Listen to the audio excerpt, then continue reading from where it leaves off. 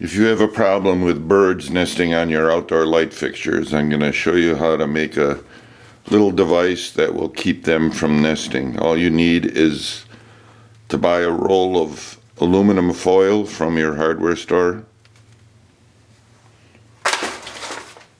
and to have a pair of tin snips or aviator snips to cut the aluminum and make tabs on the top of it.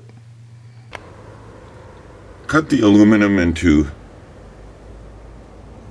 a 1 foot by 1 foot square and shape it into a U shape so that you can have tabs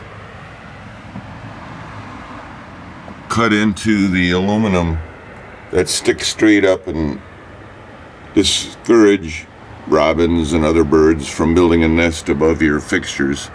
I even use hardware cloth on some of the smaller areas to make it uncomfortable to stand on for the birds.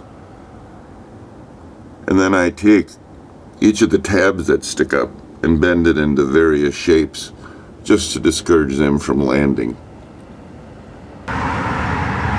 Here's another example on a small security camera.